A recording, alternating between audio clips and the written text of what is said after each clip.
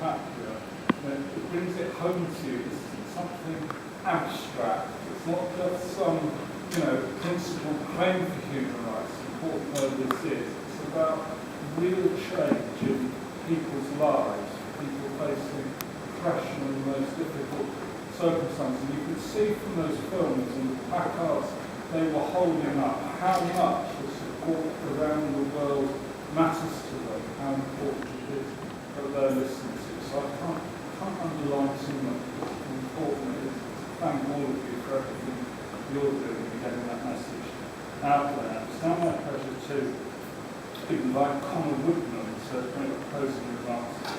Connor Woodman comes from the project at Warwick University has got a huge amount to help. Just going to stand up to people at the back of here as well. Thank you for the introduction, Andrew. I've been asked to speak in behalf or in the place of Jennifer Robinson, so I can't possibly sort of fill those shoes, so I'll keep my remarks brief. When I was researching my dissertation on British foreign policy in West Papua, I came across a series of documents in the National Archive relating to Indonesia's takeover in the 1960s, the Act of Free Choice, and so on. And what was very clear from all those documents, and there were hundreds of them referring to the Papuan issue, was that Britain was well aware of what was going on in West Papua at the time. The Act of Free Choice, which, as we heard, was the mechanism through which Indonesia legitimated its rule in 1969, was described as a foregone conclusion by the British Embassy shortly before it was carried out. A 1968 diplomatic report from British diplomats said Indonesia is determined to get West Papua by hook or by crook. And not only that, but Britain was well aware of the brutal nature of Indonesian rule in West Papua too. I came across a 1968 research memorandum from the Foreign Office which described, quote, Indonesian soldiers tearing up title deeds in order to take over property, beating people to death, confiscating goods, plundering houses and gardens, and shooting livestock. Uncooperative individuals, it goes on, were often jailed or shot. Indonesian retaliation for Papuan attacks was savage.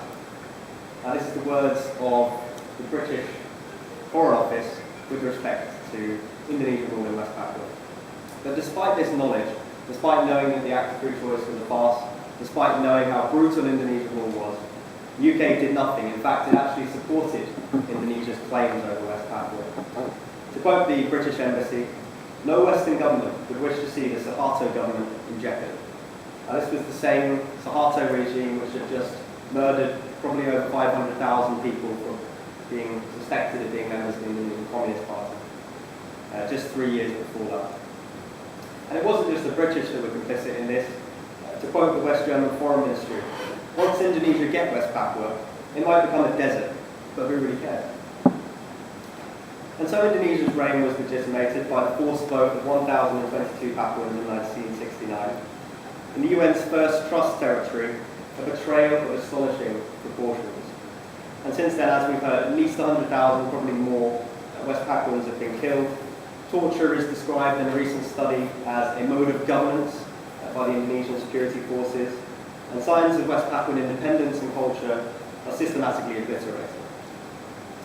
But despite all this, the Papuan people continue to wage their incredible anti-colonial struggle against the Western-backed military might of the Indonesian government.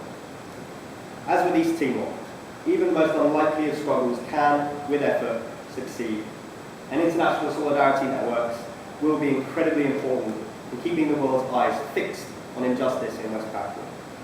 This petition, the Westminster Declaration, the galleon, I hear, 30-hour-long swim up Lake Geneva will be an important part of the struggle this year, and when West Papua achieves its freedom, these actions will go down in the history books.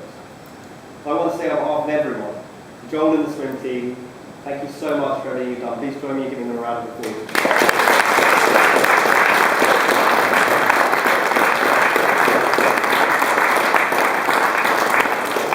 I'd also like to offer my sincere thanks to Andrew Smith MP and Lord Harries for their continued commitment to the cause. So again, round of applause.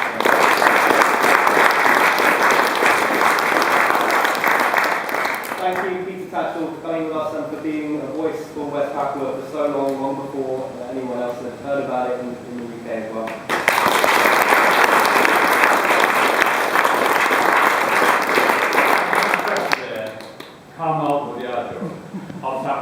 She was there as well. And has been and still is. True. Unfortunately, she can't be with us. Also, thank you to Kate, who has been indispensable in organising such events, and everyone else in the Free West Papua campaign.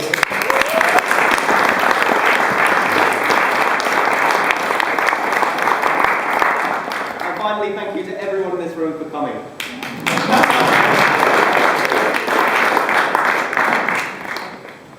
Thank you all very much. Remarkably, one of our meetings, we finished just a little bit early, giving us all the more time to campaign.